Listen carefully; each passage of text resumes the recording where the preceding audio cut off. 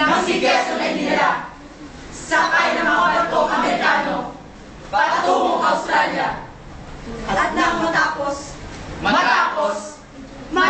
ang halos isang buwan, siya ay pumunta noong Abril 13 sa bansang Amerika. At doon ay pinuha niya ang kanyang gabinete. At sa pamahalang Commonwealth, siya ang presidente. Presidente? Oo, siya ang presidente. Habang sa sarili ng babae, naghihirap, nagdurusa, naghihirap, nagdurusa, naghihirap, nagdurusa, naghihirap, nagdurusa, nakakulong sa kanilang bansa, sumisigaw, tulong! Tulungan mo kami! Kami pagod na! Pagod na! Sa tusang tingati! Bakit kami naman? Hindi na malaki! Tama na! Tama na! Tama na! Ganito lang ako palagi!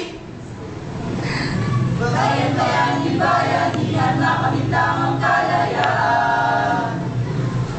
Bayan-bayani, bayanihan, makamintang ang kalayaan. Bayan-bayani, bayanihan, makamintang ang kalayaan. Bayan-bayani, bayanihan, makamintang ang kalayaan. At kahit ang kultura'y nilakaw, Hindi lang chinelas. ang aming talento'y kanilang nilipitahan.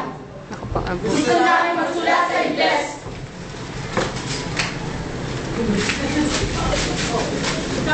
Kami pinawalan. Gusto namin magsalita. Kalayaan! Kami pinigilan. Kami walang magawa. Kami walang karapatan. Kaya't pilit isisigaw ng mga Pinoy. Kalayaan! Ating paglaban! Ha! Iyon ang hinahit ng Quezon. Pero ngunyan, kanalaman Pinoy. At kahit pinilitan, siya ang Osmeña, pag-asa ng bayan, sa ingaba ng himlay. Nasaan nga ba?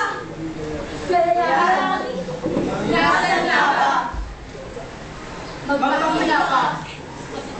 Kailangan kailangan pumula. Ano naman siya? Bayan-bayani, bayanihan, makamit lang ang kalayaan. Bayan-bayani, bayanihan, makamit lang ang kalayaan.